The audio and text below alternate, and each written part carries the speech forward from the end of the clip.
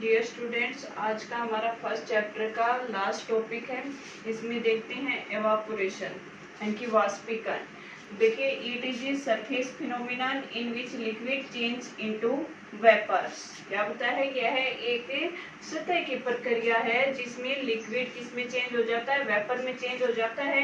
In which liquid change into vapours, या फिर क्या बताया है, लिक्विड किसमें हो सकता है चेंज? वापस वेपर्स में चेंज हो जाता है at any temperature below it's boiling point. यानी कि जब एवापोरेशन होता है तो बॉइलिंग पॉइंट से नीचे का जो टेम्परेचर है उसी पर क्या होगा? एवापोरेशन स्टार्ट होगा। इसका हम अपने घर पर भी एग्जांपल देख सकते हैं। यानी कि अगर हम किसी बर्तन में वाटर लेते हैं और अगर उसे हम बाहर यानी कि सनलाइट में रखते हैं तो क्या होगा कि शाम को जब देखते हैं तो उसमें से हमें पानी या तो गायब मिलेगा या फिर बिल्कुल कम मिलेगा। तो यानी कि वो कहाँ चला गया? एवापोरेशन हो गया।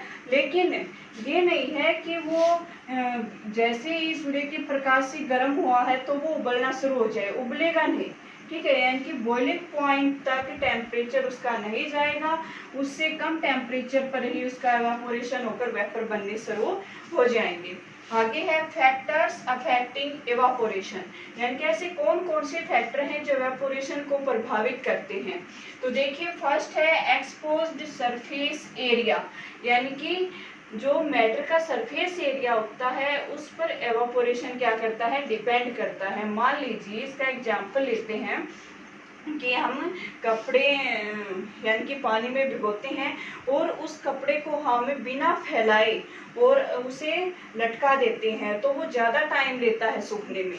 लेकिन उस कपड़े को अगर हम फैला कर अच्छी तरह से हमें उसको लटकाते हैं किसी रस्सी पर तो क्या हो जाएगा?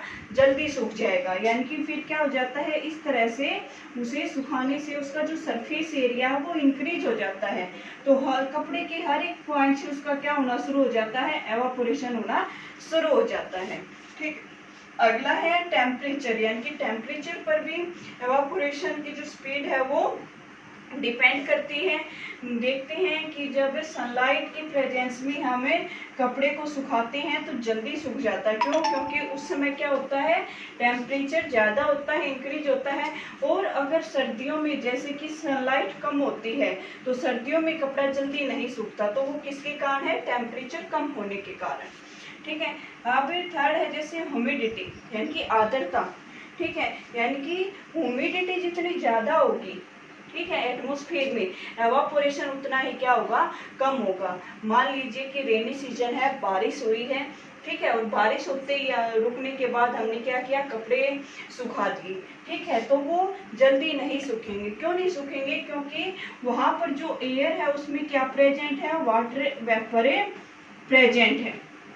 ठीक है, वाटर वेपर प्रेजेंट है, तो कपड़े के अंदर जो वेपर बन रहे हैं उनको जगह नहीं मिल रही है एटमॉस्फेयर में जाने के लिए। और जब ह्यूमिडिटी नहीं होती यानी कि कम होती है, ठीक है, यानी कि जब बारिश नहीं होती, कई दिन हो जाते हैं, तो एयर में जो वाटर वेपर होते हैं वो कम होते हैं, जिसकी वजह से फिर ह्यूमिडिटी कम होती है और ह्यूमिडिटी कम होने की वजह से एवापोरेशन की स्पीड तेज होती है। अब देखिए, फोर्थ पार्ट है विंड, यानी कि विंड भी क्या करती है? एवापोरेशन को अफेक्ट करती है। कैसे? मान लीजिए तेज हवा चल रही है, ठीक है, तो हम कपड़े का एग्जांपल ले रहे हैं बार बार, तो अब की बार भी वही लेते हैं कि मान लीजिए हमने कपड़े सुखा दिए और तेज हवा चल रही है, ठीक है, तो क्या होगा? जल्दी कपड़े सूख जाएंगे। ठीक है, और अगर हवा नहीं चलती है बिल्कुल भी और अगर कपड़े सुखाती हैं तो इतनी जल्दी कपड़े नहीं सूखेंगे। तो इसका मतलब है हमें क्या समझ में आया कि विंड है वो एवापोरेशन को अफेक्ट करती है। कैसे? अगर विंड की स्पीड तेज है तो एवापोरेशन क्या होगा? ज्यादा होगा। अगर विंड कम है यानी कि विंड की जो स्पीड है वो कम है तो एवापोरेशन भी क्या होगा? कम होगा। तो ये चार फैक्टर हैं एवापोरेशन को जो अफेक्ट